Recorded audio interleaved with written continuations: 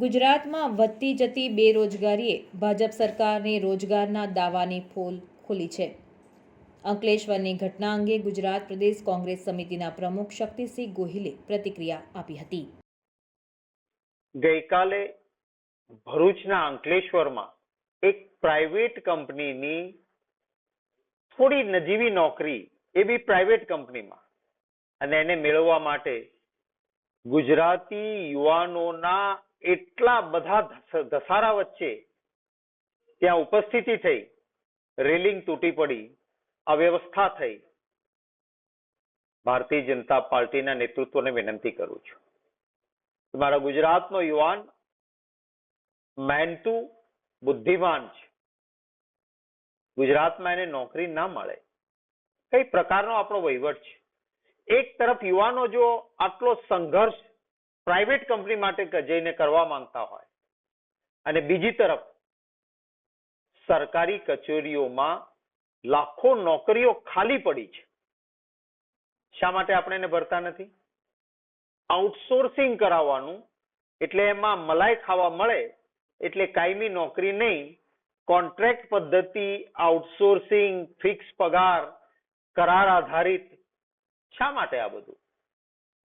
આખરે મોટા ઉદ્યોગપતિઓના લાભ માટે કે કોઈ આઉટસોર્સિંગ કરનારાના લાભ માટે કાયમી નોકરીઓ જે મહેકમની મંજૂર થયેલી જગ્યાઓ છે, શા માટે ભરાતી નથી?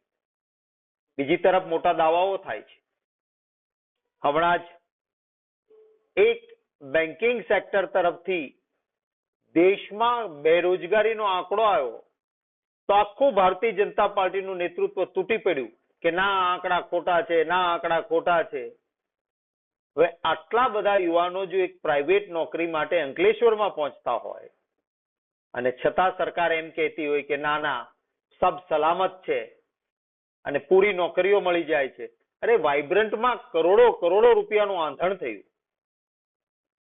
વર્ષોથી જે કિંમતી જમીનો બચાવીને રાખી હતી, એ વાઇબ્રન્ટમાં ટોકન ભાવે તમે મોટા ઉદ્યોગપતિઓને પધરાવી અને ગુજરાતની જનતાને એમ કહ્યું હતું કે રોજગાર એટલો ઉભો થઈ જશે કે યુવાન બેરોજગાર નહીં રહે, એટલે અમે આ કરીએ છીએ. કેટલા રૂપિયા ગયા? કેટલી જમીનો ગઈ? અને સામે યુવાનને રોજગારી મળી ખરી?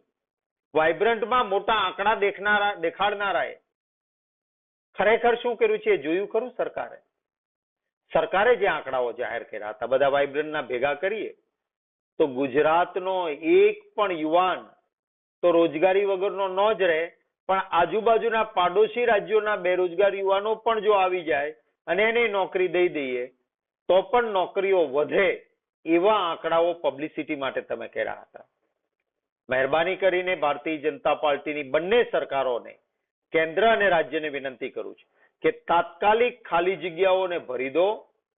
આઉટસોર્સિંગ, ફિક્સ પગાર, કરાર આધારિત બંધ કરો, નિયમિત નોકરીઓ આપો, અને ગુજરાતના યુવાનને આવી કફોડી સ્થિતિમાં નોકરી લેવા માટે ધક્કા મૂકીને કોઈ જાણે ભીખ મેળવવાની હોય એ રીતેની અપમાનિત થનારી પરિસ્થિતિમાં મારો ગુજરાતનો યુવાન ન મુકાય, એ માટે સત્વરે સરકાર પગલા ભરે એવી અપેક્ષા રાખું છું.